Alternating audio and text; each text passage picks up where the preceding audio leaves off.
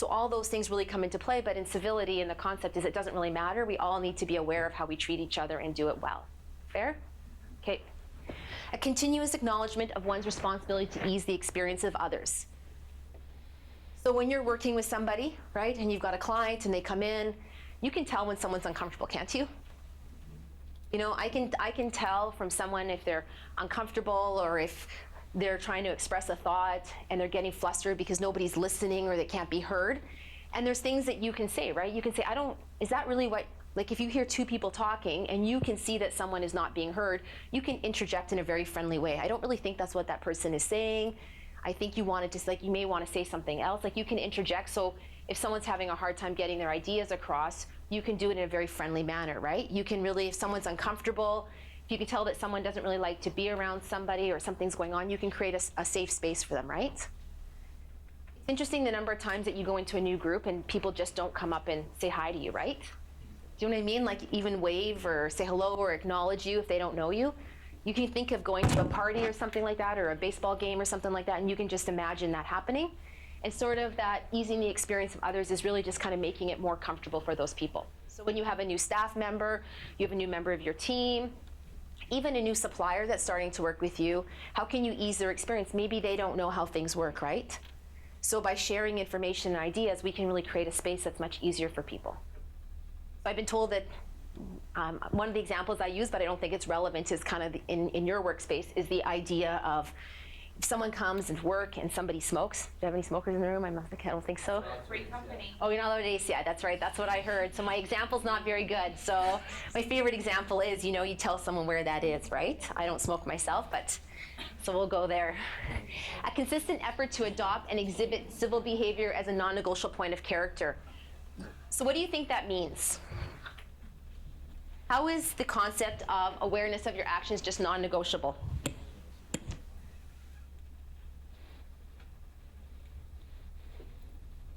So I know I have good days.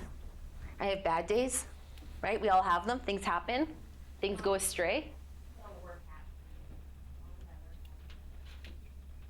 Yes.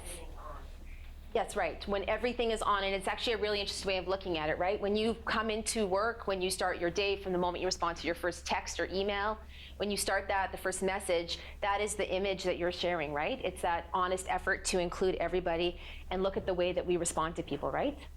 It's also when we're at work, because likely you do some work and personally probably overcross. It's even the concept of that whole idea of it goes from one to the other. Many of you are probably friends. Yes? No? Yes? Some of you? So it's even the concept of that non-negotiable, right? Well, some people socialize more than others. I just thought that probably with...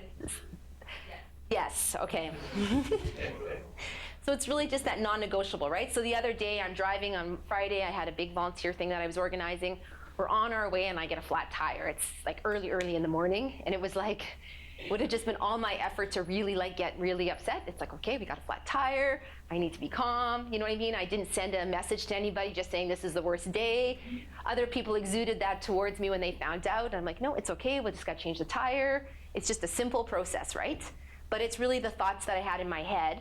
Pouring rain out. I have to change the tire. I'm supposed to be somewhere. It's a huge, huge weekend of events, right?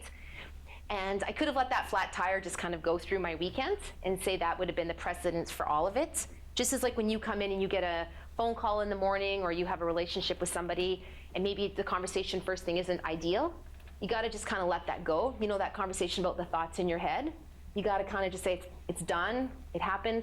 That's just a small part of my day. That's a small part of my life, right? I've got bigger goals that I want to achieve at work, at home, right? They kind of go together. Okay, so the idea behind civility, because the concept is most people say, oh, I just need to be nice to people, I need to respect them, I need to use my napkin and things. It's bigger than that, right? It's the fact that if somebody knows, the gentleman that responded, that it's integrity, right? If someone knows that when they ask you a question, you're going to get back to them, they're going to come to you, right? You're going to be a good resource for them. Then there's other opportunities, right? Your actions here create other opportunities that are bigger. Would that be fair to say? Okay. So why do we care about civility? Why would you care about this topic based on the definition that we looked at?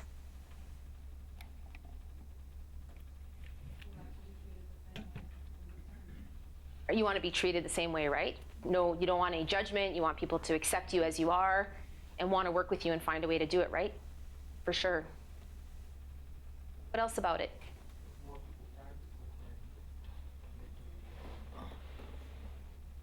Right, right. And when it becomes the norm, people will get on board, right? Do you know what I mean? You don't want to be the outcast in the group. Whereas if it's the other way, sometimes the person who comes to the table with the integrity, with that kind of belief in doing the right thing, sharing the information, they can sometimes have challenges working in a workplace if it's the opposite. And we would like it to be the other way, right? Especially when you have so much client interface and there's so many people you're sharing information. There's an idea back there? It affects your brand and your reputation. It does, yes. There's theories that like when we are so stressed, right, in our head, it's just a waste of energy, right, on your entire body. And we only have one reputation. I remember I quit a job once because the company I was working with just kept making these horrendous, it was just not the right place. And I said, at the end of the day, all I have is my reputation. It was face-to-face client work, and I said, I just can't do it. I love the job, but I just said, I can't be there, right? Yes? I think everyone wants to feel like they're being heard. Definitely. Yes. They need that civil environment. Yes. Did you hear that? Everybody wants to be heard. You know, it's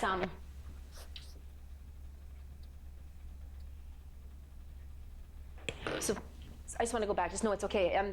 It's one thing for people to listen, but it's another thing to acknowledge that you hear what they're saying, because sometimes people's words and their body language is different, right? So if someone may be trying to share something with you, but you can say you're really uncomfortable, you feel very uncomfortable with this, how can we make it easier for you, right?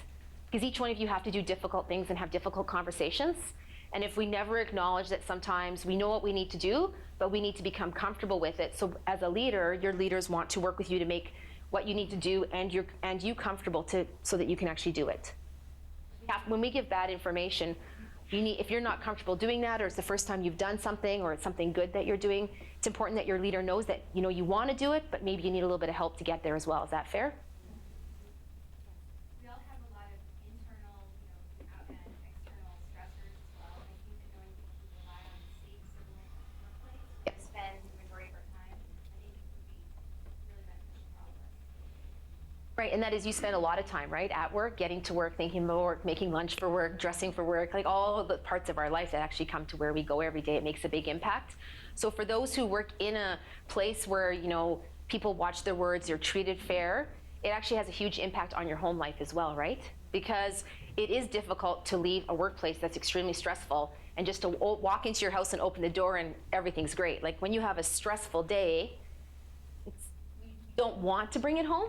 And even if we try not to, it's, our family knows, right? Your friends know, your partner knows, your kids know, whomever that family life of yours is, they can feel it. Even if you're not speaking it, they can feel it. So for me, that's kind of that other idea of why it's important, right? We want to create that entire space of civility.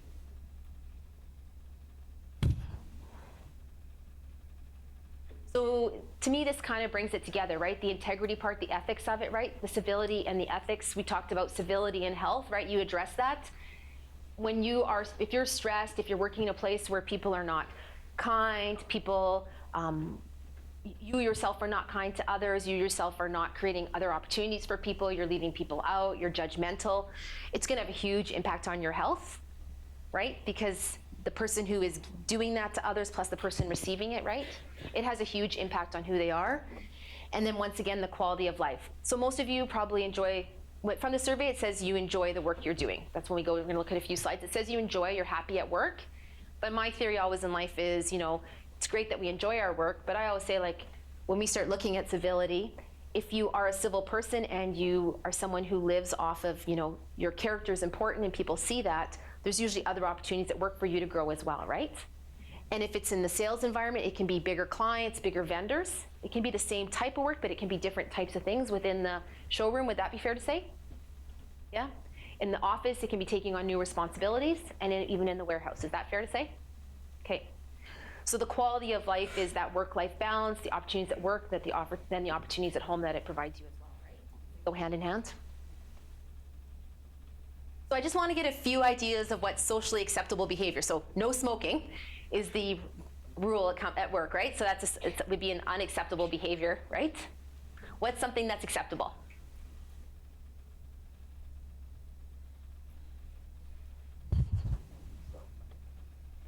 Pardon me? Selling tiles. Selling tiles, acceptable behavior, yes. Lots of tile, right? We sell tile. Beautiful tiles, I have to say. We do not have a showroom like that in Winnipeg at all, so it's gorgeous, you guys got beautiful stuff. Learning about your clients is acceptable behavior, great. Being punctual?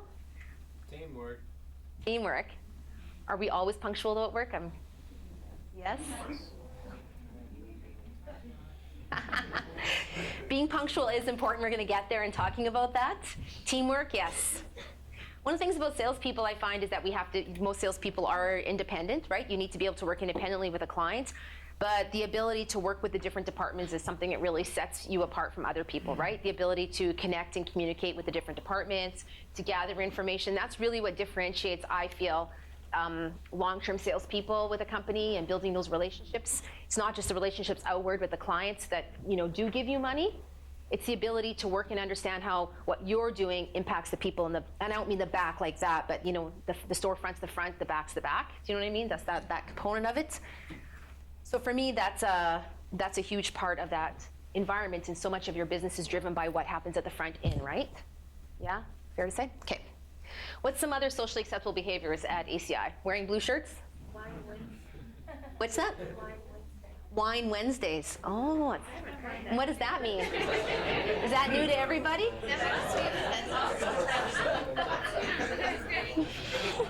Uh-oh.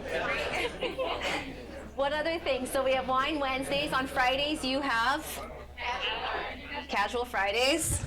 Acceptable jeans, right? Acceptable jeans? Is that what it is? Casual jeans? Yes. Being responsive and timely. Yes. Definitely. Definitely. The way you've grown and stuff like that, it must be an important part of it because the growth that you have seen as a company is like, wow, right? So yeah, responding to things in a timely manner is huge.